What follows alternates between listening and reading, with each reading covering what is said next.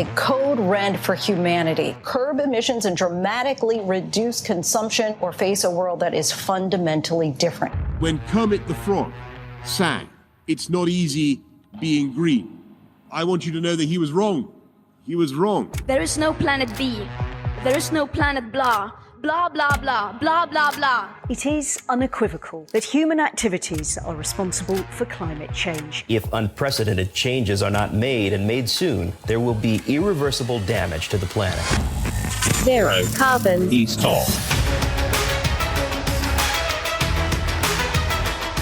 Hello and welcome to Zero Carbon Easter, Series 3, The Sky's the Limit. I'm Ian Collins, and here we are with the very last episode of the year. 12 months of campaigning, illuminating, shaming and just getting bloody angry. What's not to like? The fulcrum behind all of those adjectives is Dale Vince. Morning, Dale. That's a lovely intro. Yeah, morning, Ian. How's things?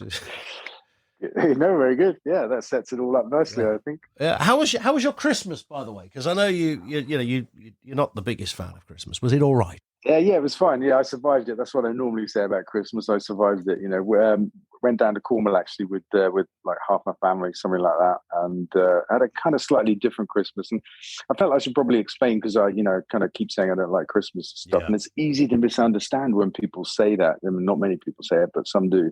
It's not a Scrooge thing. It's not a Grinch thing. Obviously from an environment point of view, that you've got millions of Christmas trees being cut down, which is terribly wasteful, tons and tons of plastic and cardboard and unwanted gifts. And then from an animal rights point of view, you've got millions of turkeys that, killed just for Christmas. But more generally, what I don't like about Christmas is I find it oppressive because it's all about expectations, and it's almost like a mass hysteria. We all do the same things at the same time. We get up on Christmas morning and do whatever we do. We have Christmas lunch, then we sit in front of the telly, and then we have Boxing Day, and there's all this pressure of expectation, to buy presents for people so you don't leave them out, and you don't know what to get them. You get them something they don't want, they get you something you don't want, and it's like, I just hate the pressure of expectation. Well, here's the good thing: we're only 51 weeks away from next Christmas.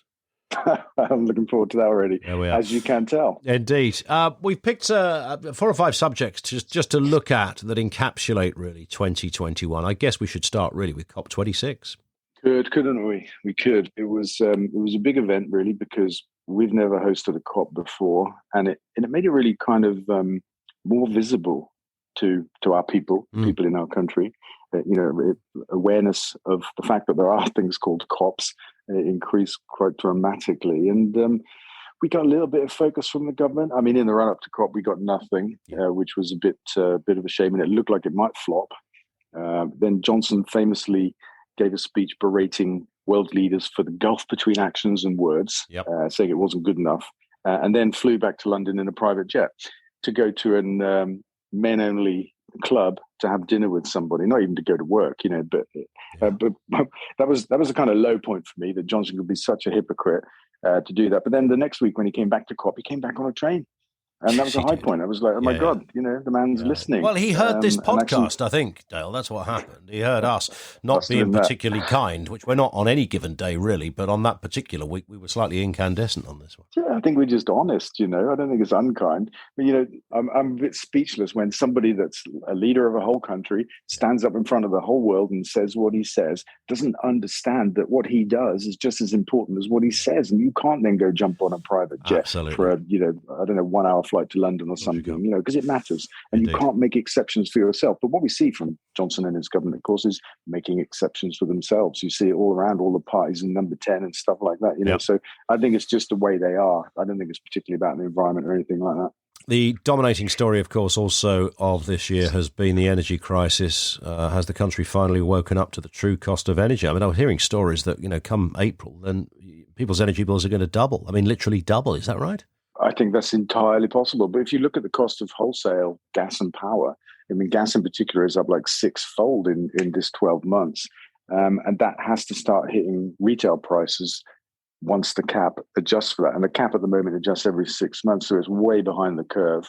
I think the regulator will change that so that it adjusts more frequently. But there's no way to keep the real energy price from our doorsteps unless the government intervenes and says we're going to subsidize energy, like they do with food. For example, $2 billion a year goes to farmers to make it cheaper for them to grow things. Yeah, I mean, you've said it before, you'd like to see energy back under state control, even though that would mean that your own company would not exist under Dale Vince.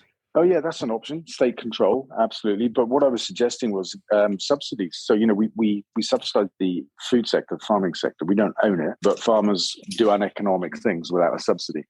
So what I'm saying is the government could put some money into energy to keep the price artificially low, as in below the global price of energy, and not add that to energy bills. So, it's not the $2 billion that we give to farmers doesn't get added to your supermarket checkout bill. Got it. But in energy, the government adds all kinds of social and environment programs. They're like stealth taxes, about £200 a year per household. Yeah. They could take that away and actually put some real money in to suppress the cost of energy. We subsidize trains, we subsidize almost everything in our country, but not energy. Let's talk about heat pumps and green gas, because this is another almighty, well, in your mind, it's certainly an almighty cock-up and almost misinformation from the government. Yeah, I mean, it's a massive misstep. And I think when we spoke out about it earlier in the year, it caused quite a controversy, actually. And people like George Monbiot called me crazy on social media, which is a bit of a surprise. And I just don't think he understands the numbers, actually. So what we did, we took a look at the government's plan for, in technical language, it's decarbonizing the heating of homes. But basically, it's how do you replace fossil fuel gas in the heating of our homes nationally? It's one of the biggest drivers of the climate crisis here. And it's a really thorny problem because so many of us are on the gas main, using gas to heat water, to heat our homes. And government's idea was to use heat pumps. Well, I don't think it was their idea. They've been successfully lobbied by the heat pump industry, I think. And these are nightmarishly expensive devices that actually increase the size of your energy bill. And when we did the analysis, we also saw that we would need to generate 4 times as much electricity to be 100% electricity on the grid and run a national program of heat pumps as well, because these devices turn electricity into heat, but it's a long, complicated story. Let me distill it down. The heat pump program will cost £300 billion nationally, and it would require tens of millions of us to rip out boilers and replace them with heat pumps that only work properly if you have different radiators, or preferably underfloor heating, and don't work very well in the winter at all when you need most heat. £300 billion, a lot of hassle. The alternative, to make green gas from grass and stick that into the gas grid, to keep the grid we have, to keep the boilers we have, £30 billion. So 1/10 of the cost, and quicker and less disruption and less wasteful from an environment point of view. We haven't got to throw away tens of millions of boilers. We'd create 100,000 jobs in the rural economy, convert millions of hectares of land to a different purpose, and at the same time, reduce the amount of red meat production in our country by just 10% by the land that we took from grazing animals.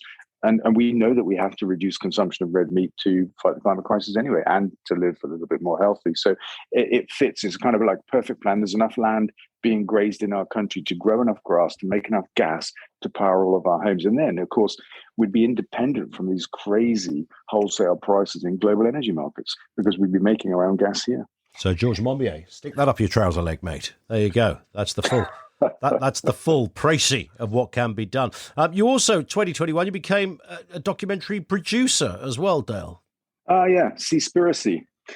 Yep. That started 4 years before that, I think. Sure. The team from Cowspiracy came to see me and said they want to make a film, version of that for the sea, which I love the idea of. I've been a big fan and supporter of Sea Shepherd for many years.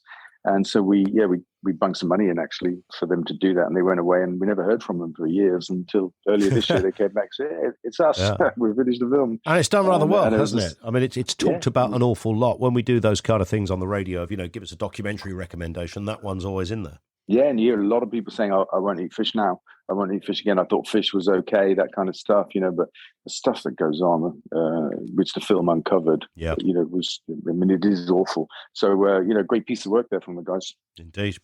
And we should talk, we'll come to some questions in a second for our end of the year look back, but the Daily Express partnership, and we've touched on this many, many times, the unlikely bedfellow that is Dale Vince and the Express. It's been a brilliant campaign. It started around about this time last year with some early conversations with the editorial team there, and the editor there, Gary, just loved the idea. And so we got cracking on a Green Britain campaign. I think they turned their masthead green for the launch edition, and we began basically to get the environment in front of their readers. I like to think of them as our readers now. We did it on a weekly basis, and sometime around the summer we did a dip test, and the Express were running almost as many environment stories as the Guardian were. That's incredible. Which I think was fantastic. We had great feedback from Express readers as well. I get emails from them. Some of them they're funny. I don't agree with everything you say, but maybe you could help me with some advice about how to heat my home.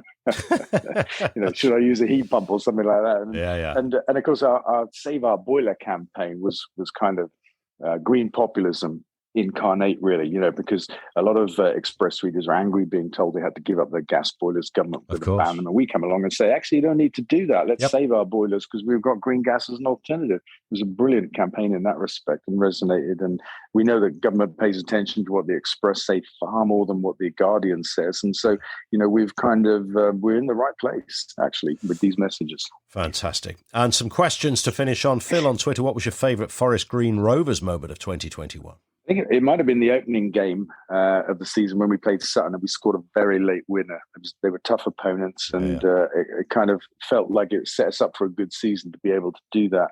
Generally, I'm just kind of really excited by the kind of football we play, the fact that we've been top of the league for nearly the whole season now, and by the very real prospects of being in League One next year. And Andrew on Facebook says, anything you would have done differently in 2021, Dale? I don't think so. It's been a bit of a Dale year, though, hasn't it, really? I mean, I think there's we talked about the shift with COP, your partnership with the Express. You certainly turn up on radio programmes like mine on a far more regular basis. There's definitely been a shifting of thinking, and you kind of cited it there when you mentioned the amount of green stories that appear in tabloids as distinct from broadsheets like The Guardian. Things have moved.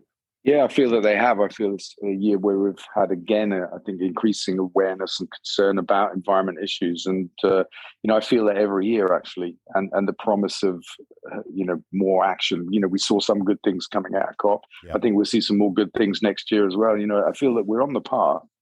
As a country and as a world. We're just not moving fast enough, really, to ideally, but I think that's always the way.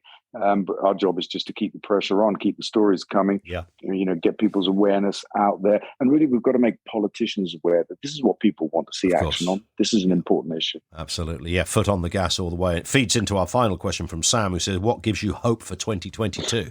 What gives me hope for 2022? I think I'm just full of it.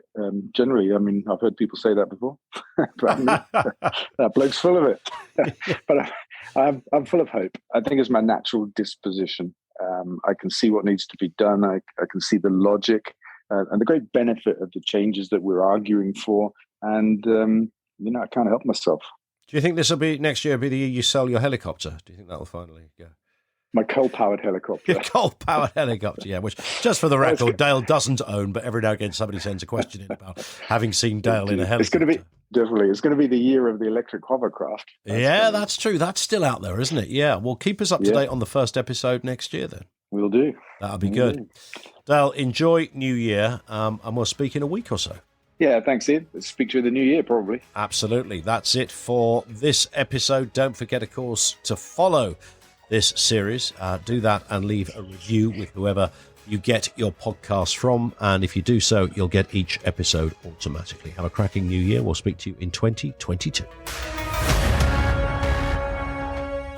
Zero Carbon East on.